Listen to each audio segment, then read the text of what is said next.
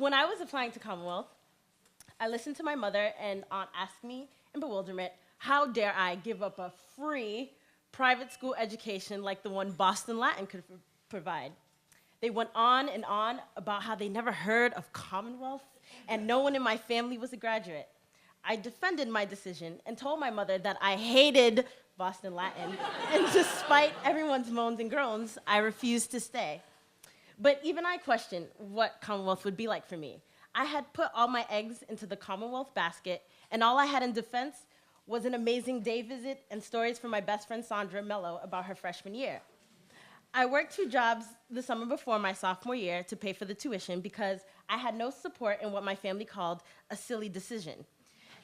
Now I'm able to say, I told you so, to all of them. Commonwealth has deserved my dedication because of the people here who made it an amazing 3 years. For an incoming sophomore, adjusting academically can be overwhelming and disastrous. I had to learn the way Commonwealth did things, learn the material, and catch up with my classmates who had a freshman year under their belts. But it was far from painful because I didn't have to be embarrassed that I met with every one of my academic teachers. I was very grateful. I met with Ms. Brewster for 2 years, and she made the biggest impact. She was dedicated to my writing and my growth as a student more than any other teacher I've ever had. And when homework projects started my junior year, I worked in the same place that I relaxed and chatted with friends, but it was strict enough that we could actually get schoolwork done. And the stress of homework wasn't as overwhelming, and when it was, laughing and joking helped. Meanwhile, I used Commonwealth Theater to exercise my inner drama queen and joke around with a different set of people. I appreciate that Commonwealth Theater attracts a group that represents different grades and social groups. Cast members who were only familiar to me by face become friends. I recall before the opening of Much Ado About Nothing, my sophomore year, we waited backstage and heard the hustle and bustle of the audience finding friends and seats. The thought of being on stage in 5 minutes was terrifying. A small group of the cast gathered in a closet-like room backstage and held hands. Eyes closed, we just stood there, which was enough to soothe our nervousness and fears. It was our version of a football team's huddle. And as I keep saying that, as rehearsals, when you sign up for a role, you're also signing up for long rehearsals, waking up early on Saturdays, and being yelled at for not knowing your lines. But it's moments like the ones we had before Much Ado About Nothing, and dancing around in a circle singing, ooh, I feel so good, like, I knew I would. I feel so good. With the shimmy at the end, until we're nearly screaming, or being on stage and hearing the audience laugh at the jokes we've heard so many times. That's when we realize how much it's worth it. And coming to school each day is worth it because I know Larry Beckman is going to be waiting for me. I've told Larry that he reminds me of an ostrich, which he denies. But like an ostrich, he's sharp, wild, and overly precise, and not to be messed with when it comes to us baby ostriches.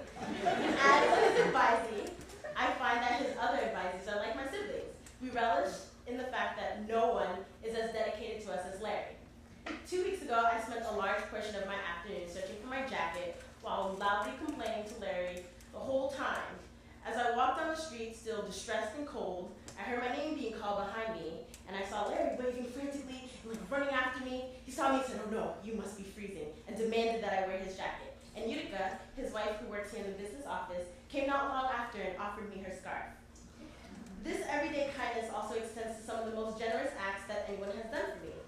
After I could not complete my senior project in Haiti because of the devastation after the earthquake, I told Larry about my family's situation being unclear, but that from what I last heard, my family members were alive. The next day at recess, Larry called me over to speak to him in Utica.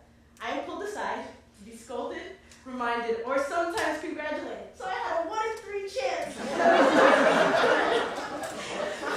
But Larry and Utica both laughed at my guilty face when I asked, what did I do? And they told me they had made a donation to the Partners in Health under my name, with a little note that said, "To our dearest Jessica, you and your family here in Haiti are now and forever in our thoughts and hearts. With love, Larry and Utica." I thought of moments like these with Larry as I completed my application to Tufts. I found myself writing about how Commonwealth was so great and about the amazing advisor program then finishing off with, oh yeah, Tufts and Commonwealth are similar in these ways.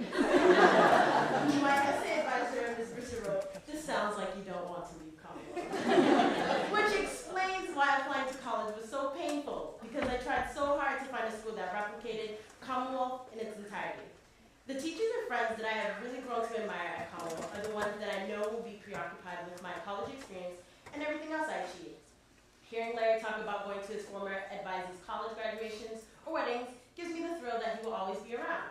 But I wish to do the same for the juniors that I'm close with and my peers. I am ready to leave Commonwealth, but I know that I cannot replace the group of people that are as close to me as my loved ones. One of my more important investments for college will be an air mattress, because I have an inkling that I will have lots of visitors. Thank you.